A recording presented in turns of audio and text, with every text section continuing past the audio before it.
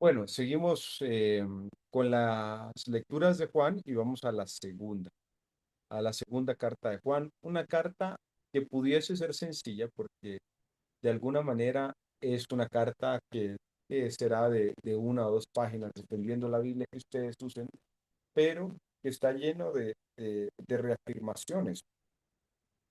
Porque lo primero y más interesante de todo esto es entender a Juan, entender que Juan pues iba muy cercano a Jesús, que de alguna manera, ¿verdad? Está muy cercano a la Virgen María y que dentro de todo esto nos da un mensaje importante. Entonces, parte la carta en mensajes que creo que son vitales. Uno diría, bueno, una carta tan breve tiene mensajes tan contundentes, y la realidad es que sí. Primera y parte es que nos dice que le pide a Dios el Padre y a su Hijo Jesucristo que sean buenos con ustedes, que los traten con mucho amor y que les den paz, que hagan que en ustedes abunde la verdad y el amor. Ese es el primer mensaje y es un mensaje muy lindo. Porque la primera parte que lo que decíamos es que el hecho de ser cristiano es ser una persona jovial.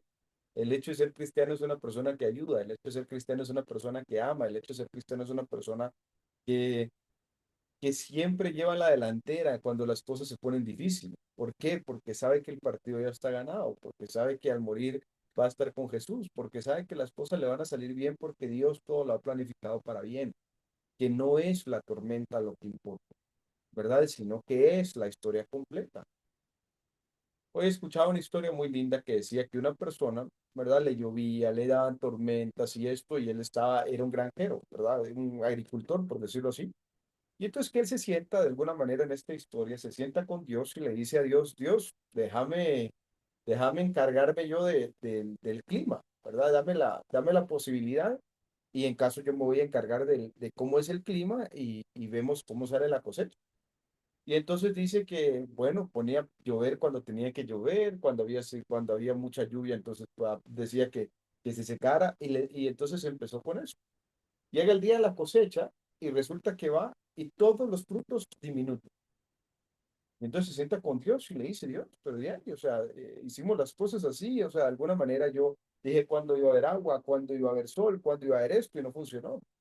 Y se le voltea Dios y le dice, pero te olvidaste de las tormentas. Y entonces decía, las tormentas son importantes para limpiar, para dejar las plagas, para quitar todas las hojas que se caen. Eso hace la tormenta. Y muchas veces nosotros dentro de nuestro afán de tratar tal vez de llevar una vida que se llama de color de rosa, evitamos estas tormentas que sirven para limpiarnos de muchas cosas que no son útiles, ¿verdad? Desde relaciones que no son útiles, desde cosas que nosotros estamos haciendo que no son útiles, o cosas que nos distraen, por supuesto, de lo que Dios quiere que hagamos en nuestro día a día. Pues la tormenta normalmente incluso lleva un proceso de crecimiento dentro de las personas, ¿verdad? Es decir, uno piensa en David y piensa en el caso de Betsabé y piensa esto, pero cómo eso también, esa tormenta hizo que David fuera conforme al corazón de Dios, ¿verdad? Cómo las tormentas y los momentos de dificultades afianzan, por supuesto, la relación con Dios. Si nuestra relación con Dios está ya creada, por eso es importante, es como cuando uno ahorra para la época de vacas flacas, uno se acerca a Dios en épocas espirituales para acercarse aún más en los momentos de dificultad, ¿verdad? Si uno no entiende a Dios, por supuesto que va a venir con comentarios de por qué me pasó esto, por qué permitiste, por qué hiciste, por qué. Si al final el punto es, todas las tormentas nos hacen mejor. Yo no conozco una persona que vive una vida con Dios que la tormenta lo haya empeorado, sino que los eleva, los alza, los hace impresionantemente apropiados. Muchas de las misiones salen de eso. Hablaba con emprendedores, con personas que inician su negocio, y muchos de ellos hicieron su negocio, nació su negocio desde un punto de vista de lo que faltaba, de la falencia. ¿Verdad? De personas que hacen un supermercado porque en su pueblo faltaba un supermercado, otro porque se dedicaron a cierta profesión porque no había, porque su abuelo murió porque no había un buen doctor. Y empiezan a darse cuenta de que se construye también desde la tormenta. Pero la tormenta se pasa sobre todo con amor y más la tormenta de las otras personas. Porque ¿de qué nos ayudaría de alguna manera vivir nuestra vida cristiana si no es para ser felices? ¿Y cómo ser feliz? Pues se nos insiste, cada día trae un propio afán. A veces pasamos pensando, ¿y qué va a pasar cuando tengamos 10 años, cuando tengamos 15 años? y cuando ya seamos grandes, y cuando ya los hijos sean de tal manera, y cuando esto, y si no llega, y si no llega el punto, y si no llega el hijo de uno, y si no llega uno, y si no llega, si no llegas, ¿por qué te preocupa? Dios nos lo dice porque cada día tiene su propio afán, es decir, estamos diseñados para cargar todo el afán de un día, no el afán de 2 días, de 10 días, de 4 años, de 10 años, ni para adelante ni para atrás, ¿verdad? Porque a veces nos afanamos por algo que pasó, a veces nos afanamos por las cosas que fueron, ¿verdad? Y que no vimos en algún momento, o lo que pudimos haber dicho, lo que pudimos haber hecho de mejor manera, pero nos afanamos y cada día trae su propio afán. Y por eso nos lo dice claramente Juan en este caso, ¿verdad? Sean buenos con ustedes, pero ustedes incluyan a nosotros mismos. ¿Cuántas veces se nos ha enseñado equivocadamente dentro de la religión la culpa, el castigo, la forma de sentirnos mal? Esto muchas veces no es sentirse mal, es comprender que se hizo mal para dejar de pecar de esa manera. Pero la culpa termina alejando de Dios porque siento yo como que me oprime mi culpa, entonces ya no quiero sentirme así. Pero no es un tema de culpa, es un tema de aprendizaje. Entonces por eso hay que ser bueno con nosotros, porque trabajamos desde la ignorancia, trabajamos desde los retos, trabajamos desde las formas en que se nos vuelve a, a hacer un poquito más difícil a veces la vida. Pero también entendemos que las otras personas tienen sus propios afanes, tienen sus propios retos, tienen sus propios temas y los hemos hablado. Y una persona que conoce a Cristo es la persona idónea para escuchar, para ayudar, para ser amable, porque sabemos que el mal, como nos va a decir Juan, usa a sus cosas en cuando somos pesados con alguien, cuando somos insolentes, cuando somos irrespetuosos, cuando somos esto, podemos estar agravando lo que ya de alguna manera está atacando el mal a esta persona. ¿Sabes? Puede ser que en su diálogo interno soy, sí, no soy suficiente, no valgo la pena, no esto, y de repente le dice, sí, es que usted no hace nada bien, usted no vale la pena, y solo martillamos el clavo que ya estaba puesto. Porque la Biblia nos advierte que nuestra palabra, nuestra boca, nuestra lengua tiene un poder, para bien y para mal, pero a veces nos perdemos en el sentido del poder que nosotros tenemos. A veces creemos que nuestras palabras simplemente son, ¿verdad?, de comentario. ¿Y cuántos de nosotros no llevamos una herida creada por nuestros padres o por amigos o por el colegio durante 20, 30, 40, 50 años? Entonces, si supiéramos que muchas veces a una persona solo la vamos a ver una vez y lo que decía C.S. Lewis, entonces al momento de verlo una vez deberíamos de preguntarnos o afirmarnos de alguna manera el hecho que los podemos acercar a Dios o los podemos alejar de Dios. Entonces tenemos que nosotros comprender qué es lo que nosotros queremos hacer con las personas que conocemos en nuestro día a día. Pero también la otra parte, que creo que es una parte que se nos olvida sobre el bienestar, es que también está en nosotros corregir. Cuando alguien está tomando malas decisiones, decir, argumentar, hablar algo. No podemos dejar simplemente que la persona peque porque sí. Tenemos que ser capaces de que nos señalen los puntos ciegos y ayudar a otros a señalarse el punto ciego, porque si amamos tanto al prójimo, no vamos a querer que el prójimo se vaya a un lugar que no sea el cielo. Pero obviamente eso requiere cierto tipo de conversaciones, que hay que tenerse el ánimo de decirlas o de hacerlas, o por lo menos preguntar, hablar. Y por eso es que es importante este primer mensaje, que abunde la verdad y el amor, nos dice Juan. Pero la verdad muchas veces está ocultada en las relaciones. Sabemos que alguien está tomando malas decisiones, no decimos nada. Sabemos que alguien se está lastimando, no decimos nada. Sabemos que alguien la forma en que come no es la adecuada, no decimos nada. Sabemos todo esto. Sin embargo, no hacemos nada. Entonces, ¿hasta qué punto también no estamos ayudando a la persona a ser mejor o a la persona a trabajar mejor o a la persona a construirse mejor? Y esa es la parte interesante dentro de esto, porque nos dice verdad y amor, verdad y amor. O sea, no simplemente decirnos todo esto, sino si estamos, vemos a una persona que ha hecho las cosas de manera equivocada, entonces lo que hacemos es que les decimos, ¿verdad? Y creo que has hecho esto de manera equivocada y con eso, pues, esperamos que esta persona crezca, ¿no? El segundo mensaje que nos dice es el verdadero amor. Y nos dice que el verdadero amor es del uno al otro, que no es un mandamiento nuevo y que el que ama de verdad también obedece los mandamientos de Dios. Y eso ya nos lo decía, ¿verdad? Hay algo que le repite continuamente Dios a David y Dios a Salomón. Sé fiel en mis mandamientos. Sé correcto en mis mandamientos. O sea, se nos piden 10 cosas, ¿verdad? 10 cosas en la Biblia. Y normalmente el tema es preguntarnos si lo vamos siguiendo, porque al final podemos no estarlos viendo. Entonces analicemos cada uno de los mandamientos y lo importante que es, ¿verdad? La primera parte que vamos a ver es el primer mandamiento, y el primer mandamiento nos dice, no tendrás dioses ajenos delante de mí.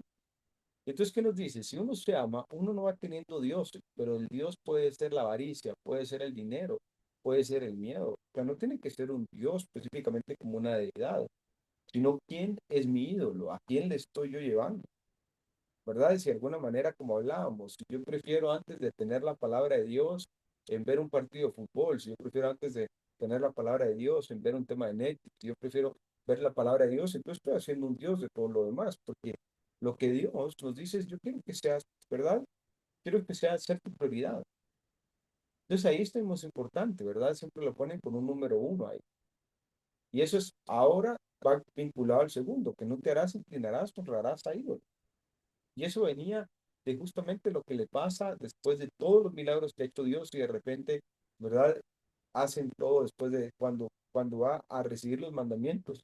Qué curioso que uno de los mandamientos que decía era exactamente lo que Moisés se llega a encontrar. Y entonces ahí dice uno, no se inclinará a ídolos ajenos. A veces incluso hacemos de la familia un ídolo, ¿verdad? No voy a la misa, no voy a misa esto, no rezo el rosario por esto, ¿no? A veces lo usamos incluso eso, ¿verdad? El tercero, no tomar el nombre de Dios en vano, va justamente con el cuarto, que es santificar el sábado, ¿verdad? O en el sábado, pero en este caso podemos hablar del domingo. Pues, ¿cuánto tiempo le dedicamos a estar con Dios el domingo, a visitarlo? Así como nos hacemos visitas de familia, ¿no? Entonces llegamos, comemos, estamos. ¿Cuánto tiempo? ¿Cuánto tiempo le dedicamos? Luego, honrar a padre y madre, ¿verdad? Saber que somos parte de esta no matarás, ¿verdad? No cometerás adulterio, que de hecho lo interesante de este mandamiento es que no tiene específicamente que hablar, porque habla que no codicies el carro, no codicies la esposa, no codicies, tiene que ver más con codicia. ¿Cuántas veces estamos viendo, uy, qué rico estar como aquella persona de vacaciones, ay, de seguro esto, hay este artista lo otro, hay esta persona esto, ¿cómo dejarlo? Igual que no robar, no robar tu solo esposa, no robar el tiempo, no robar esperanzas, no robar felicidad a las personas. ¿Verdad? De falso testimonio, mentir, criticar, chismear, toda la parte que ya sabemos, que finalmente se una no codiciar. Entonces, por eso se nos resume, porque todo esto tiene que ver con amor al prójimo. Si yo amo a Dios, yo no voy a tener ni ídolos ajenos, ni dioses ajenos, ni voy a tomar su nombre en vano. Si yo amo a Dios, si yo amo a mí mismo, yo voy a descansar para estar con Dios. Si yo amo a mis padres, los voy a honrar. Si yo amo a mi prójimo, no le voy a codiciar, no voy a querer lo que tiene, no le quiero robar, no voy a mentir sobre él y de alguna manera tampoco voy a matar. O sea, todos son mandamientos de amor. Y lo más interesante es que las leyes, los escritos, todo ha aguantado el tiempo de esto, diciéndonos, estos son consejos perennes, ¿verdad? Pensé, consejos que nos llevan a llevar una mejor vida. Y Dios nos pide, mira, siga esto. Pero muchas veces ni siquiera llegamos a sabernos los 10 mandamientos de memoria. ¿Cómo vamos a seguir las 10 reglas si las 10 reglas no nos las sabemos? Y al menos tener las reglas y tratar de trabajar uno, ¿verdad? Bueno, no voy a matar las ilusiones de alguien. O sea, lo que pasa es que a veces lo tomamos literal. ¿Y qué pasa si no es literal? ¿Qué pasa si rompemos los mandamientos cuando alguien llega y nos cuenta algo muy feliz y le decimos, no, eso no te va a funcionar, no, eso no te va a ayudar, no, eso no es bueno para ti? ¿Acaso no le estamos matando entonces su esperanza, su sueño. A eso somos nosotros. ¿Verdad? Lo mismo cuando no hurtarás. A veces llegas y la persona, ¿verdad? Requiere algo, no lo haces con excelencia. Entonces, por eso es importante llegar hacia eso, ¿verdad? Dios nos dice que trabajemos las cosas dentro de eso. Pero todo es amor al prójimo, y por eso nos dice al final. Y como ustedes lo han sabido desde el principio, Dios nos manda que vivamos amando siempre a los demás. ¿Cuándo? No opcional, no cuando me da la gana, sino siempre. O sea, no es opcional amar al prójimo, siempre. Y a veces sí, cuesta, como también costará a nosotros amarnos a nosotros mismos, como también de alguna manera será difícil amar a personas en nuestra vida. Pero el punto es, tenemos que hacer las cosas con una forma, con un ímpetu de amor, porque de lo contrario nos podemos perder. Así que después nos da un consejo tercero, que es que tengamos cuidado con los falsos maestros. ¿Cuántas personas no encuentra uno en el ateísmo, en las personas que no les gusta la religión, que no les gusta diferentes temas, citándonos de que fue por una persona, un grupo de personas o una experiencia escolar o algo que ya no creen? Pero se nos advierte acá. Hay maestros que no están hablando de que con toda seguridad de que Jesús existe. Y no solo es que Jesús existe, que Jesús vino y que Jesús nos salvó, pero también qué significa las enseñanzas de Jesús. De nada me sirve ser la persona que más va a la iglesia si soy la persona más que toma peores decisiones con el prójimo todo el tiempo.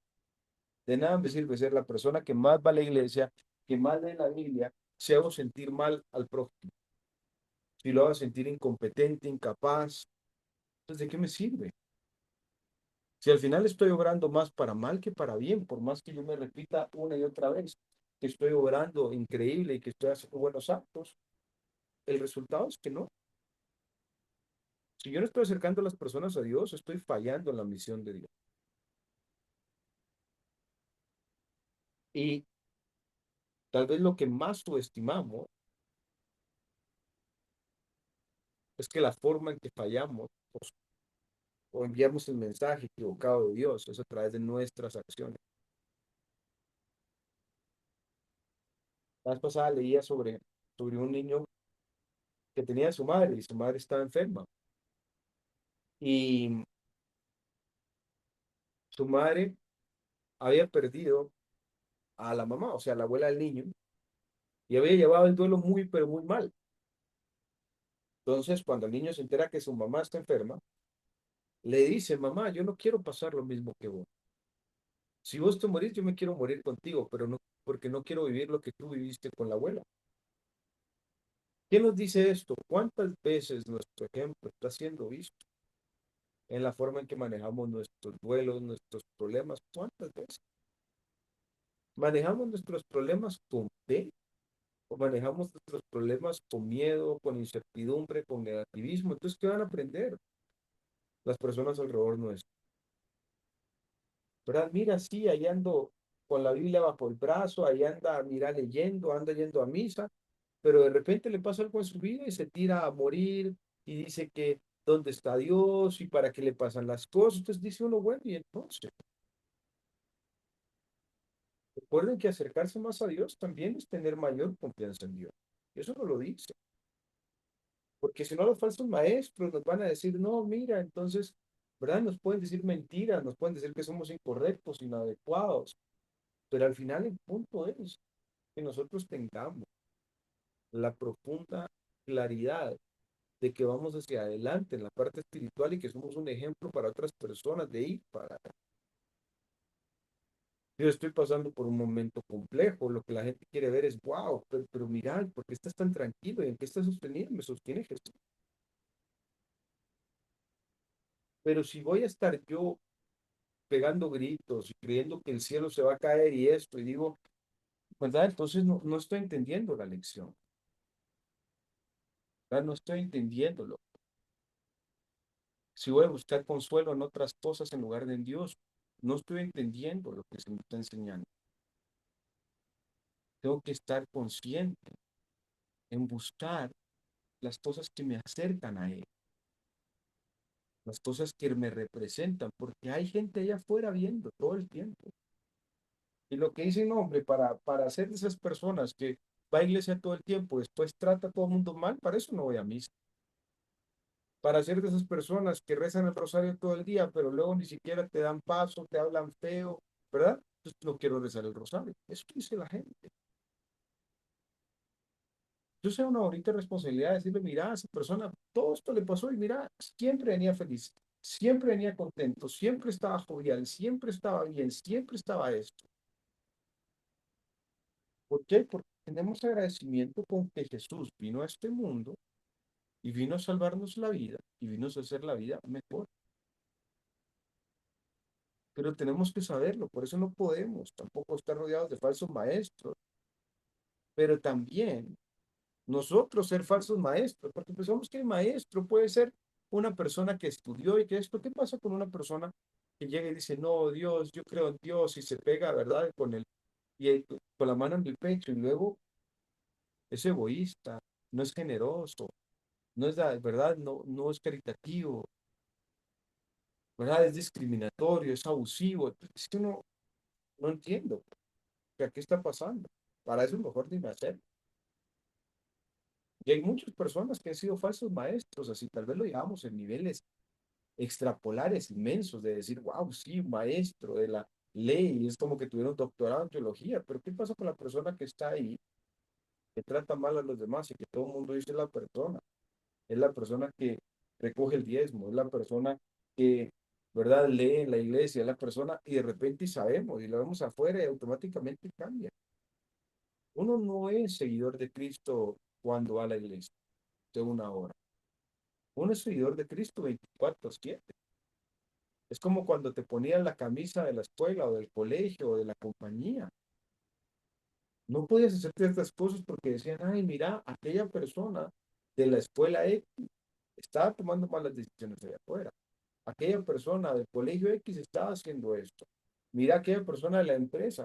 ¿Cuántas veces hemos escuchado personas que a través de la empresa, del teléfono de la empresa, con la vestimenta de la empresa, dicen un comentario equivocado y son despedidos? ¿Por qué? Porque representan a la empresa. Pero si nosotros creemos en Dios y en Jesús, somos 24/7 representantes de la iglesia. Y así se nos va a tratar. Pero si nuestro ejemplo es fatal, ¿verdad? Sobre esto, si lo que hacemos es, vamos a alejar a más personas y vamos a ser falsos profetas, porque no estamos tomando en serio el hecho de que Jesús vino a nuestra vida y nos vino a salvar. Estamos tomando las cosas de una manera muy, pero muy egoísta y eso va a ser negativo. Entonces Juan se nos despide con algo muy bonito. Dice, tengo mucho que decirles, pero al final la iglesia donde ahora estoy tiene una relación muy estrecha con la iglesia de ustedes y los miembros de esta iglesia les mandan saludos diciendo, todos estamos en lo mismo. Hasta la despedida, todos somos lo mismo. Marco Aurelio decía, tenemos que pensar en los individuos como como los dientes, como los párpados. No pueden trabajar los dientes de arriba sin los de abajo, decía Marco Aurelio. No puede trabajar un párpado sin el otro. Deberíamos ser como las abejas que trabajan en conjunto. Pero el punto es todo se necesita. Y ese es el mensaje que nos dice hoy. Todo se necesita.